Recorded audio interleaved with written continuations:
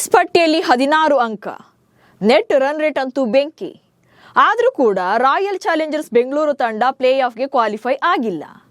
ಯಾಕಂದ್ರೆ ಇನ್ಮೇಲೆ ಅಸಲಿ ಆಟ ಶುರುವಾಗುತ್ತೆ. ಟಾಪ್ 4 ರೇಸ್ನಲ್ಲಿ ಇನ್ನೂ ಕೂಡ ಟಫ್ ಫೈಟ್ ಇದ್ದು 6 ತಂಡಗಳು ರೇಸ್ನಲ್ಲಿವೆ. ಆ್ಯಂಡ್ ಸ್ಟಿಲ್ ಈಗಲೂ ಕೂಡ 18 ಹಾಗೆ 18+ ಅಂಕವನ್ನ ಪಡೆಯೋಕೆ 6 ತಂಡಗಳಿಗೆ ಚಾನ್ಸ್ ಇದೆ. ಸೊ ಇದೇ ಕಾರಣಕ್ಕೆ RCBಗೆ ಇನ್ನೂ ಕೂಡ ಪ್ಲೇ ಆಫ್ಸ್ ಟಿಕೆಟ್ ಸಿಕ್ಕಿಲ್ಲ. ಸದ್ಯಕ್ಕೇನು RCB ಸೇಫ್ ಝೋನಲ್ಲಿ ಇದ್ರೂ ಕೂಡ ಮುಂದಿನ 2 ಪಂದ್ಯಗಳೇ ಟಾಪ್ 4 ಅಥವಾ ಟಾಪ್ 2 ಅನ್ನೋದನ್ನ ಡಿಸೈಡ್ ಮಾಡುತ್ತವೆ. ಪಂಜಾಬ್ ಮತ್ತು ಹೈದರಾಬಾದ್ ಪಂದ್ಯಗಳು RCBಗೆ ಎಷ್ಟು ಮುಖ್ಯವಾಗುತ್ತೆ?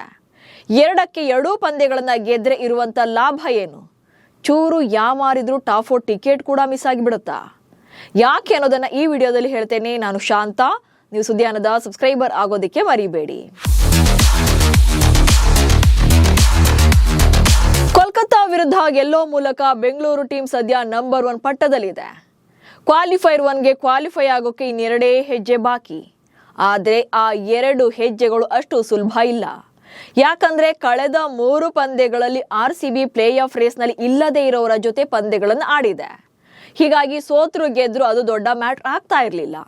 ಆದರೆ ಮುಂದಿನ 2 ಪಂದ್ಯಗಳನ್ನ ಟಾಪ್ 4 ರೇಸ್ನಲ್ಲಿರುವಂತಹ ತಂಡಗಳ ಜೊತೆಗೆ ಆಡಬೇಕಿದೆ. ಹೀಗಾಗಿ RCB ಇಲ್ಲಿ ಎಡವಿದ್ರೆ ಅವರು ಮೇಲೆ ಹೋಗ್ತಾರೆ. ಸೊ RCB ಕೆಳಗೆ ಜಾರುತ್ತೆ. ಮುಂದಿನ ಪಂದ್ಯಗಳು ಈಗ ಮಾಡು ಇಲ್ಲವೇ ಮಡಿ ಎನ್ನುವಂತಾಗುತ್ತೆ. ಪಂಜಾಬ್ ಮತ್ತು ಹೈದರಾಬಾದ್ ಬೇಟೆಯಾಡಿದ್ರೆ ಬೆಂಗಳೂರು ಟಾಪ್ 1. ಸದ್ಯ ಕೋಲ್ಕತ್ತಾ ವಿರುದ್ಧ ಈ ಸೀಸನ್ ನಲ್ಲಿ ತನ್ನ 12ನೇ ಪಂದ್ಯವನ್ನು ಆಡಿ ಗೆದ್ದಿರುವಂತ ಬೆಂಗಳೂರು ತಂಡ 16 ಅಂಕಗಳೊಂದಿಗೆ ಅಂಕಪಟ್ಟಿಯಲ್ಲಿ ಮೊದಲ ಸ್ಥಾನದಲ್ಲಿದೆ. ಲೀಗ್ ಹಂತದಲ್ಲಿ ಇನ್ನ 2 ಪಂದ್ಯಗಳು ಬಾಕಿ ಇದ್ದು ಮೇ 17ಕ್ಕೆ ಅಂದ್ರೆ ಇದೇ ಭಾನುವಾರ ಪಂಜಾಬ್ ಕಿಂಗ್ಸ್ ವಿರುದ್ಧ ಹೈ ವೋಲ್ಟೇಜ್ ಪಂದ್ಯ ಫಿಕ್ಸ್ ಆಗಿದೆ. ಈ ಸೀಸನ್ ನಲ್ಲಿ ಉಭಯ ತಂಡಗಳು ಮೊದಲ ಬಾರಿಗೆ ಮುಖಾಮುಖಿಯಾಗಲಿವೆ. ಟಾಪ್ 4 ಟಿಕೆಟ್ನ ಟಫ್ ಕಂಟೆಂಡರ್ ಆಗಿರುವಂತಹ ಪಂಜಾಬ್ ಪ್ರಸ್ತುತ 13 ಅಂಕಗಳೊಂದಿಗೆ 4ನೇ ಸ್ಥಾನದಲ್ಲಿದೆ. ಹೀಗಾಗಿ RCB ಪಂಜಾಬ್ ವಿರುದ್ಧ ಗೆದ್ರೆ ನಂಬರ್ 1 ಸ್ಥಾನದಲ್ಲೇ ಉಳಿಯುತ್ತೆ. ಒಂದ್ ವೇಳೆ ಎಡವಿದ್ರೆ ಪಂಜಾಬ್ಗೆ ಅದು ನೆಕ್ಸ್ಟ್ ಪಂದ್ಯಗಳಲ್ಲಿ ಅಡ್ವಾಂಟೇಜ್ ಆಗುತ್ತೆ. ಇದಾದ ಬಳಿಕ ಮೇ 22ಕ್ಕೆ ಹೈದರಾಬಾದ್ ವಿರುದ್ಧ RCB ಈ ಸೀಸನ್ ನಲ್ಲಿ ಲೀಗ್ ಹಂತದ ಕೊನೆಯ ಪಂದ್ಯವನ್ನು ಆಡಲಿದೆ. ಈ ಪಂದ್ಯ ಕೂಡ ಬೆಂಗಳೂರು ತಂಡಕ್ಕೆ ಮೋಸ್ಟ್ ಇಂಪಾರ್ಟೆಂಟ್. ಯಾಕಂದ್ರೆ ಹೈದರಾಬಾದ್ ಕೂಡ ಟಾಪ್ 4 ನಲ್ಲಿ ಟಫ್ ಕಾಂಪಿಟೇಟರ್. ಹೈದರಾಬಾದ್ ಪ್ರಸ್ತುತ ಅಂಕಪಟ್ಟಿಯಲ್ಲಿ 14 ಅಂಕಗಳೊಂದಿಗೆ 3ನೇ ಸ್ಥಾನದಲ್ಲಿದೆ. ಮುಂದಿನ 2 ಪಂದ್ಯಗಳನ್ನ ಗೆಲ್ಲುವಂತ ಟಾರ್ಗೆಟ್ ನಲ್ಲೇ ಇರ್ತಾರೆ. ಹೀಗಾಗಿ RCB ಹೈದರಾಬಾದ್ನು ಕೂಡ ಸೋಲಿಸಿ ಮೊದಲ ಸ್ಥಾನದಲ್ಲಿ ಉಳ್ಕೊಳ್ಬೇಕಾಗುತ್ತೆ. ಹಾಗೆ ಇದೆಲ್ಲದರ ನಡುವೆ ಇರುವಂತ ಮೇನ್ ಚಾಲೆಂಜ್ ಏನಂದ್ರೆ ಟಾಪ್ 4 ರೇಸ್ಗೆ ಇನ್ನೂ ಕೂಡ 6 ತಂಡಗಳ ನಡುವೆ ಫೈಟ್ ಇದೆ. ಸೊ ಹೇಗಿದೆ ಆ ರೇಸ್ ಅನ್ನೋದನ್ನು ಕೂಡ ನೋಡ್ತಾ ಹೋಗೋಣ. ಸೊ ಸದ್ಯ ಮೊದಲ 4 ಸ್ಥಾನಗಳಿಗೆ ಅಂದ್ರೆ ಪ್ಲೇ ಆಫ್ಗೆ ಅವಕಾಶವನ್ನು ಪಡೆಯುವಂತ 4 ಸ್ಥಾನಗಳಿಗೆ ಈಗ 6 ತಂಡಗಳ ನಡುವೆ ಫೈಟ್ ನಡೀತಾ ಇರುವಂತದ್ದು. ಇದರಲ್ಲಿ ಮೊದಲನೇದಾಗಿ ರಾಯಲ್ ಚಾಲೆಂಜರ್ಸ್ ಬೆಂಗಳೂರು ತಂಡ ಪ್ರಸ್ತುತ ಅಂಕಪಟ್ಟಿಯಲ್ಲಿ ಮೊದಲ ಸ್ಥಾನದಲ್ಲಿ ಇರುವಂತದ್ದು.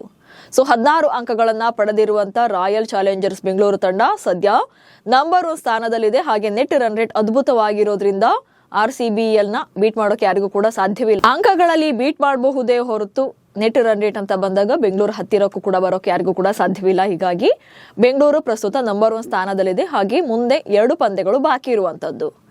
ಸೊ ಮುಂದಿನ 2 ಪಂದ್ಯಗಳನ್ನ ಗೆದ್ರೆ ಬೆಂಗಳೂರು ತಂಡ 4 ಅಂಕ ಸಿಗುತ್ತೆ. ಸೊ ಈಗಿರುವಂತ 16+4 ಟೋಟಲ್ ಆಗಿ 20 ಅಂಕಗಳೊಂದಿಗೆ ಈ ಸೀಸನ್ ಅನ್ನ ಮುಗಿಸುತ್ತೆ. ಅಂಡ್ 20 ಅಂಕ ಬಂತು ಅಂದ್ರೆ RCB ಟಾಪ್ 1 ಪೊಸಿಷನ್ ಅಲ್ಲಿ ಈ ಸೀಸನ್ ಅನ್ನ ಲೀಗ್ ಹಂತದಲ್ಲಿ ಎಂಡ್ ಮಾಡುತ್ತೆ. ಆಗ ಕ್ವಾಲಿಫೈರ್ 1ಗೆ ನೇರವಾಗಿ ಟಿಕೆಟ್ ಅನ್ನ ಪಡ್ಕೊಳ್ಳುತ್ತೆ. ಸೊ ಕ್ವಾಲಿಫೈರ್ 1 ಕೂಡ ಗೆದ್ರು ಅಂದ್ರೆ ಡೈರೆಕ್ಟ್ ಫೈನಲ್. ಸೊ ಇಲ್ಲಿ RCBಗೆ ಇರುವಂತ ಮೇನ್ ಅಡ್ವಾಂಟೇಜ್ ಇದೇ ಆಗುತ್ತೆ. ಸೊ ಮುಂದಿನ 2 ಪಂದ್ಯಗಳನ್ನ ಗೆದ್ರೆ ಬೆಂಗಳೂರನ್ನ ಕಂಟ್ರೋಲ್ ಮಾಡೋದು ಅಥವಾ ತಡೆಯೋದು ಯಾರಿಂದಲೂ ಕೂಡ ಸಾಧ್ಯವಾಗೋದಿಲ್ಲ.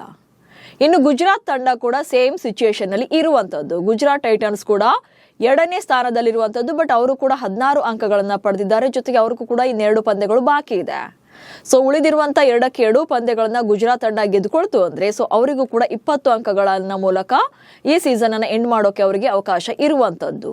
ಹೀಗಾಗಿ ಒಂದ್ ವೇಳೆ ಇಲ್ಲಿ ಗುಜರಾತ್ ಕೂಡ ಮುಂದಿನ 2 ಪಂದ್ಯಗಳನ್ನ ಗೆದ್ದುಕೊಂಡ್ರೆ ಅವರು ಕೂಡ 20 ಅಂಕಗಳನ್ನ ಪಡಿತಾರೆ. ಸೊ ಮುಂದಿನ 2 ಪಂದ್ಯ ಗೆದ್ರೆ ಬೆಂಗಳೂರು ಹಾಗೆ ಗುಜರಾತ್ ಕ್ವಾಲಿಫೈರ್ 1 ಆಡುವಂತ ಚಾನ್ಸಸ್ ಇರುತ್ತೆ. ಅಂಡ್ ನೆಕ್ಸ್ಟ್ ಹೈದರಾಬಾದ್ ತಂಡ. ಪ್ರಸ್ತುತ ಹೈದರಾಬಾದ್ ತಂಡ 3ನೇ ಸ್ಥಾನದಲ್ಲಿದೆ ಅಂಕಪಟ್ಟಿಯಲ್ಲಿ. ಪ್ರಸ್ತುತ ಅವರು 14 ಅಂಕಗಳನ್ನ ಪಡೆದಿದ್ದಾರೆ. ಜೊತೆಗೆ ಅವ್ರಿಗೆ ಇನ್ನ 2 ಪಂದ್ಯಗಳು ಬಾಕಿ ಇವೆ.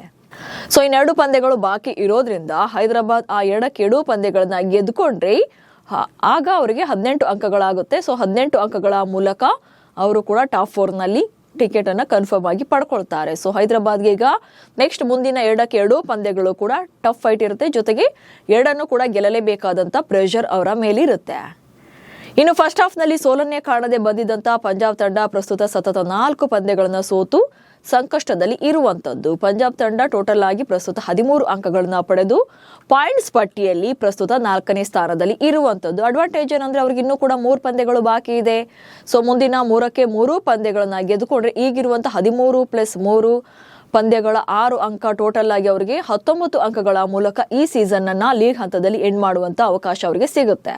ಸೊ 19 ಅಂಕಗಳು ಬಂತು ಅಂದ್ರೆ ಅವರು ಕೂಡ ಟಾಪ್ ಪೊಸಿಷನ್ ಅಲ್ಲಿ ಸೀಸನ್ ನ ಎಂಡ್ ಮಾಡ್ತಾರೆ. ಅಂಡ್ ಇಲ್ಲಿ ಪಂಜಾಬ್ ತಂಡಕ್ಕೆ ಇನ್ನೊಂದು ಇರುವಂತ ಚಾಲೆಂಜ್ ಏನಂತಂದ್ರೆ ರಾಯಲ್ ಚಾಲೆಂಜರ್ಸ್ ಬೆಂಗಳೂರು ತಂಡವನ್ನ ಫೇಸ್ ಮಾಡಬೇಕಾಗಿರೋದು. ಸೊ ಇಲ್ಲಿ ಟಾಪ್ 4 ಕಂಟೆಂಡರ್ಸ್ ಆಗಿರುವಂತ ಇವರಿಬ್ರು ಕೂಡ ಯಾರೇ ಸೋತ್ರು ಅಡ್ವಾಂಟೇಜ್ ಆಗುತ್ತೆ, ಸೋತ್ರೆ ಅವರಿಗೆ ಮೈನಸ್ ಆಗುತ್ತೆ. ಯಾಕಂದ್ರೆ ಪ್ಲೇ ಆಫ್ ರೇಸ್ ನಲ್ಲಿ ಇಲ್ಲದೇ ಇರೋ ತಂಡಗಳ ವಿರುದ್ಧ ಸೋತ್ರೆ ಅಷ್ಟು ಎಫೆಕ್ಟ್ ಆಗೋದಿಲ್ಲ.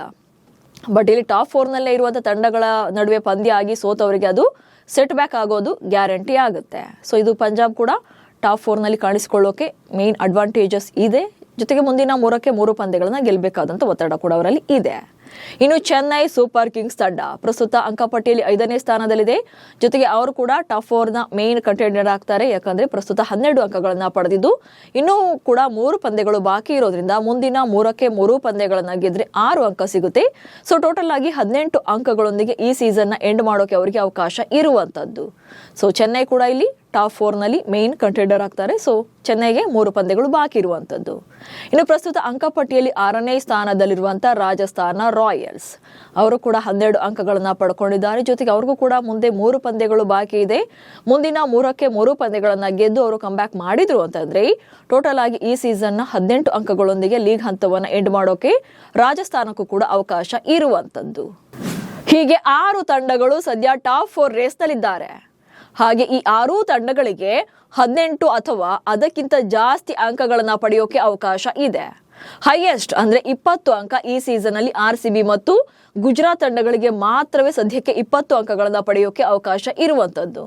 ಇನ್ನು 19 ಅಂಕ ಅಂತ ಬಂದಾಗ ಪಂಜಾಬ್ ಮುಂದಿನ 3 ಪಂದ್ಯಗಳನ್ನ ಗೆದ್ರೆ ಪಂಜಾಬ್ಗೆ ಮಾತ್ರ 19 ಅಂಕಗಳನ್ನ ಪಡೆಯೋಕೆ ಅವಕಾಶ ಇದೆ. ಉಳಿದಂತೆ ಹೈದರಾಬಾದ್, ಚೆನ್ನೈ ಹಾಗೆ ರಾಜಸ್ಥಾನ ತಂಡಗಳಿಗೆ ಗರಿಷ್ಠ ಈ ಸೀಸನ್ ಅಲ್ಲಿ 18 ಅಂಕಗಳನ್ನ ಪಡೆಯೋಕೆ ಈ 3 ತಂಡಗಳಿಗೆ ಅವಕಾಶ ಇರುವಂತದ್ದು. ಸೊ ಇದೇ ಕಾರಣಕ್ಕೆ ಅಂತಿಮ ರಿಸಲ್ಟ್ ಏನ್ ಬೇಕಾದ್ರೂ ಆಗುವಂತ ಸಾಧ್ಯತೆಗಳು ಇರೋದ್ರಿಂದಲೇ RCB ಸದ್ಯ 16 ಅಂಕಗಳನ್ನ ಪಡೆದಿದ್ರೂ ಕೂಡ ಪ್ಲೇ ಆಫ್ಗೆ ಇನ್ನೂ ಕೂಡ ಕ್ವಾಲಿಫೈ ಅನ್ನುವಂತ ಟಿಕೆಟ್ ಸಿಕ್ಕಿಲ್ಲ. ಉಳಿದಂತೆ ಕೋಲ್ಕತ್ತಾ ಇರಬಹುದು ಅಥವಾ ಲಕ್ನೋ ಇರಬಹುದು, ಹಾಗೆ ಮುಂಬೈ ಇಂಡಿಯನ್ಸ್ ಇರಬಹುದು, ಜೊತೆಗೆ ಡೆಲ್ಲಿ ಕ್ಯಾಪಿಟಲ್ಸ್ ತಂಡಗಳು ಇರಬಹುದು. ಸೊ ಆಲ್ರೆಡಿ ಪ್ಲೇ ಆಫ್ ಆಸೆಯನ್ನು ಅವರು ಬಿಟ್ಟಾಗಿದೆ. ಸೊ ಇರೋ ಪಂದ್ಯಗಳನ್ನ ಔಪಚಾರಿಕವಾಗಿ ಮುಗಿಸಿ ನೆಕ್ಸ್ಟ್ ಸೀಸನ್ಗೆ ಹೇಗೆ ಸ್ಟ್ರಾಂಗ್ ಆಗಿ ಕಂಬ್ಯಾಕ್ ಮಾಡಬೇಕು ಎನ್ನುವಂತ ಪ್ಲಾನ್ ನಲ್ಲಿ ಇರ್ತಾರೆ. ಒಟ್ಟಿನಲ್ಲಿ ಪ್ಲೇ ಆಫ್ ರೇಸ್ ಇನ್ನೇನು ಕ್ಲೈಮ್ಯಾಕ್ಸ್ ಸ್ಟೇಜ್ ನಲ್ಲಿ ಇದೆ. ನೆಕ್ಸ್ಟ್ ವೀಕ್ ನಲ್ಲಿ ಕಂಪ್ಲೀಟ್ ಆದಂತ ಪಿಕ್ಚರ್ ಸಿಗುತ್ತೆ. ಜೊತೆಗೆ ಒಂದಷ್ಟು ವೇರಿಯೇಷನ್ಸ್ ಕೂಡ ಆಗುತ್ತೆ. ಕೆಲವರ ರಿಸಲ್ಟ್ ಒಬ್ಬರಿಗೆ ಪ್ಲಸ್ ಆದ್ರೆ ಇನ್ನೊಬ್ಬರಿಗೆ ಮೈನಸ್ ಆಗ್ತಾ ಹೋಗುತ್ತೆ. ಸೊ ಅಂತಿಮವಾಗಿ ನಿಮ್ಮ ಪ್ರಕಾರ ಈ ಸೀಸನ್ ಎಂಡ್ ವೇಳೆಗೆ ಟಾಪ್ 4ನಲ್ಲಿ ಯಾರೆಲ್ಲ ಇರ್ತಾರೆ, ಹಾಗೆ ಟಾಪ್ 2 ಟಿಕೆಟ್ ಅನ್ನ ಯಾರ್ಯಾರು ಪಡ್ಕೊಳ್ತಾರೆ, ಅಂದ್ರೆ ಯಾವ 2 ತಂಡಗಳು ಟಾಪ್ 2ನಲ್ಲಿ ಲೀಗ್ ಅನ್ನ ಎಂಡ್ ಮಾಡ್ತಾರೆ ಅನ್ನೋ ಬಗ್ಗೆ ಕಮೆಂಟ್ಸ್ ಮೂಲಕ ತಿಳಿಸಿ. ಹಾಗೆ ಸುದ್ದಿಯನ್ನು ಫಾಲೋ ಮಾಡಿ. ನಮಸ್ಕಾರ.